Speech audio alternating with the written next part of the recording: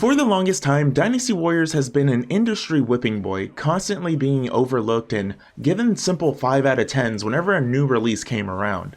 Occasionally, people would take note of some of the interesting changes that are being made between games, or if a franchise that was well liked happened to be the next collaboration.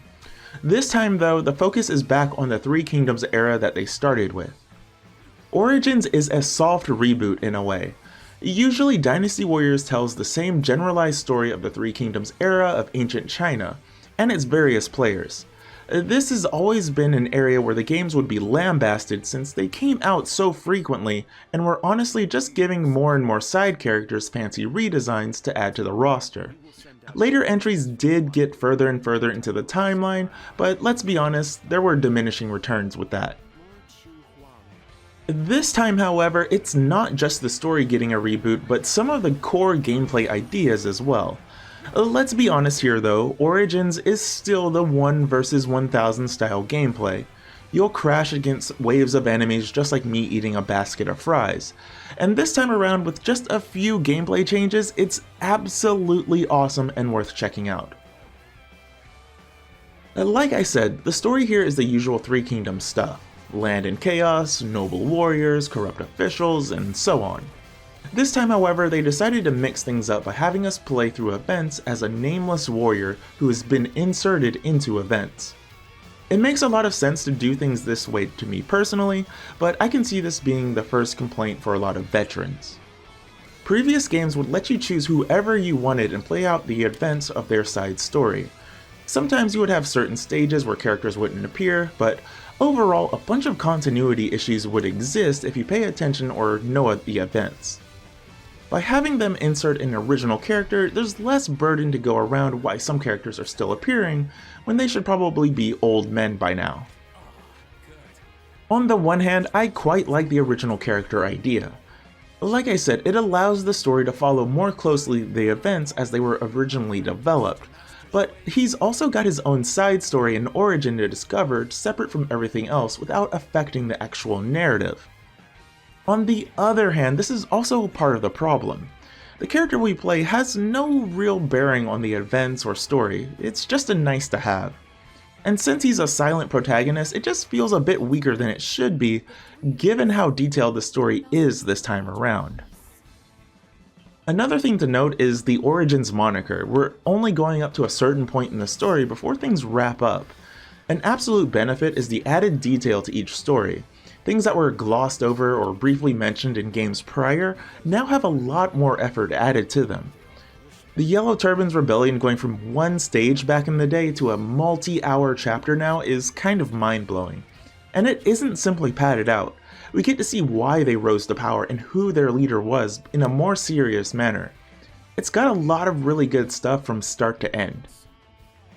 Sadly, a lot of my praise for the narrative is strictly meant for the main parts of the story. Since these games have dozens of characters, there's a lot of people to talk to here. In this case, we talk to other characters to increase our bonds with them. It's the usual stuff, make them like you to gain new rewards.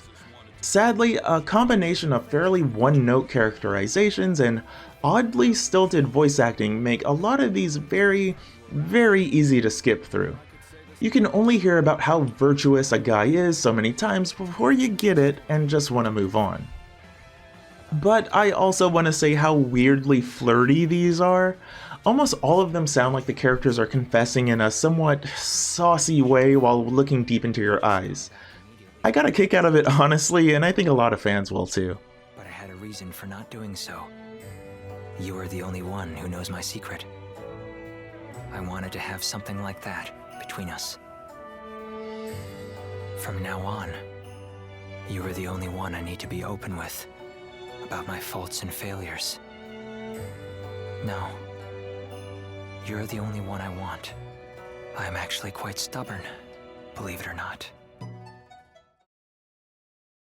The presentation of Origins is good, but not amazing. With so many characters on screen, you can only expect so much, obviously.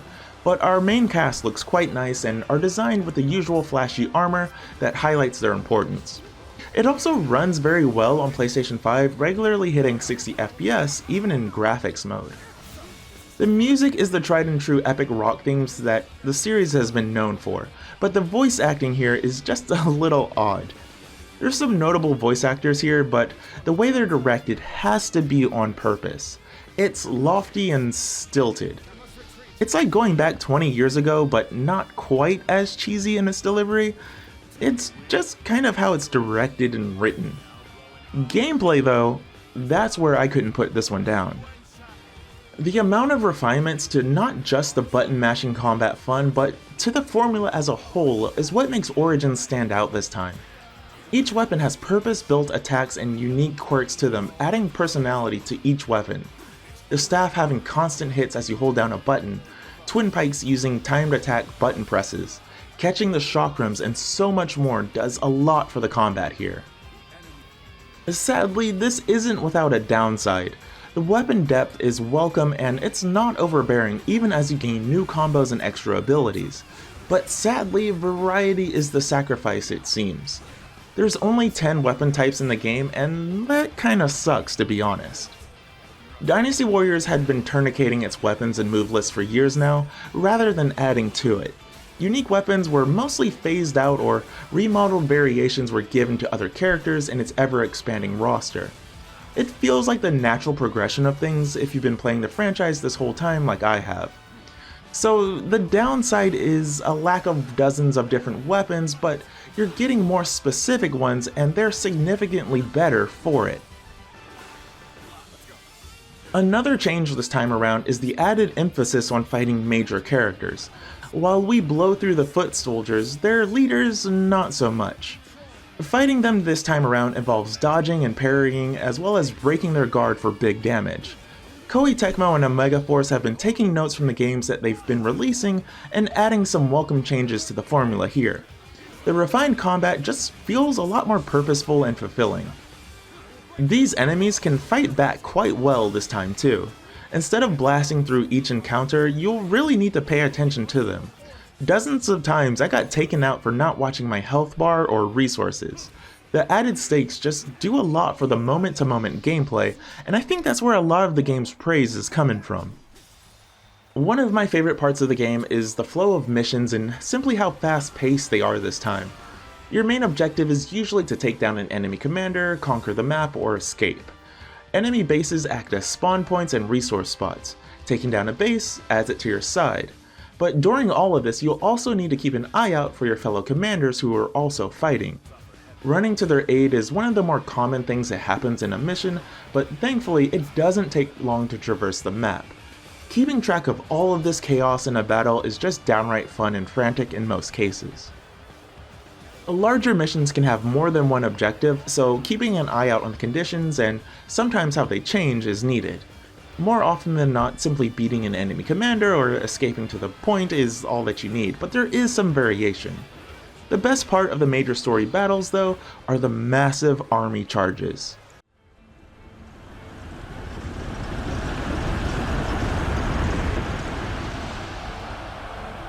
The time has come. We shall finally face Yuan Shao and finish this.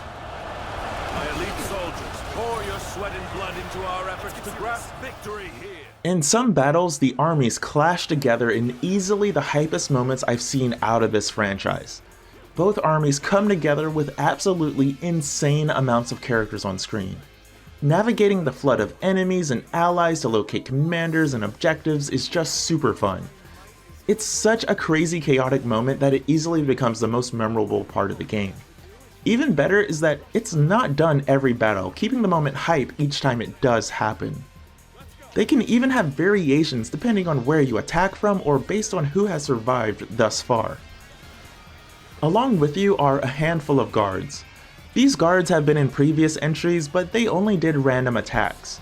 This time around they can be given commands such as firing arrows, charging, defending, and more. They actually become quite a fixture of the gameplay, helping you mow down enemies. Best part is they have super effective variations on how they're used. It's kind of like Pokemon. For example, using arrows can do a lot of damage on its own, but using them from a cliffside or a castle wall does even more damage and diminishes the enemy's morale meter. It's these neat little touches to the gameplay's mechanics that really just sent it into the realm of awesomeness. And before I forget, there are duels too. Duels occur whenever an enemy commander wants to fight one-on-one. They're never too difficult, but it's a nice novelty to have nonetheless. Outside of combat though, the game takes a decidedly slower pace to just about everything.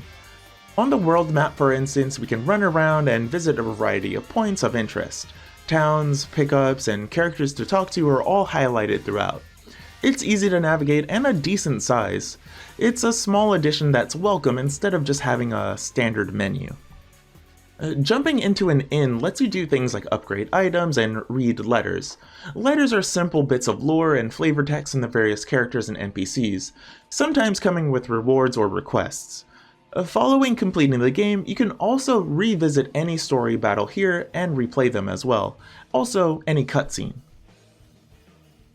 Talking to one of the characters here triggers one of the aforementioned Bond cutscenes.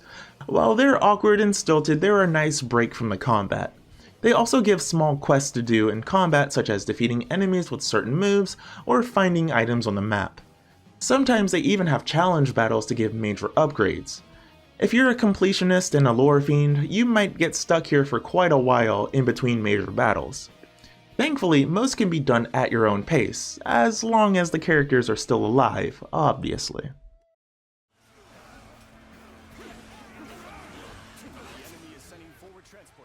Dynasty Warriors Origins is the step up the franchise has been needing for quite a long time. It feels like Omega Force and Koei Tecmo have put a lot of effort into making this a worthy game for fans and non-fans alike.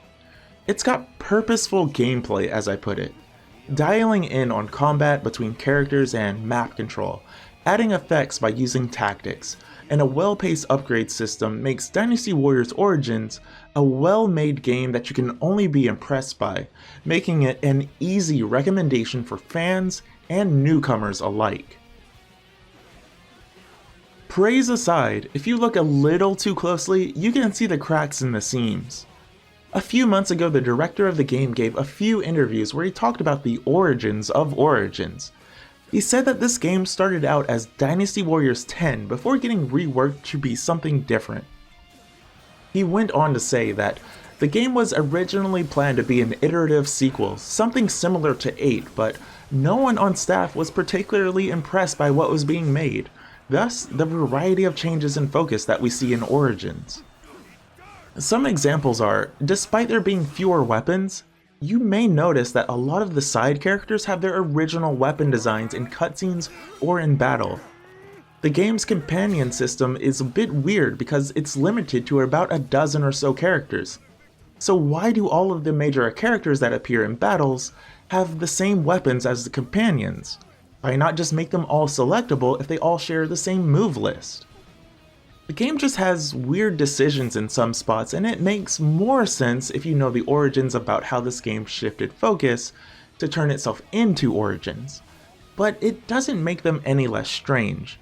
I'm willing to bet Koei Tecmo will do their usual secondary game with more characters and weapons, but hopefully some of that comes down the line in a free update, or that the follow-up is significant enough to generate interest in such a thing. That way we get more Dynasty Warriors in the Origins format, because this game is once again pretty awesome. The future of the Dynasty Warriors franchise is looking significantly better than it did before. With this new focus, I can't wait to see where the series is going to go from here. There are some rough edges, but they can be easily overlooked when so much of the package is just done so right.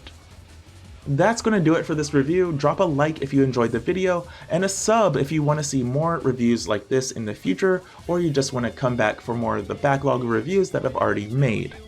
As always, stay safe out there, and I hope to see you again soon. Do you have the courage to take back what was stolen? Yes! Then let us all advance and witness a new era of peace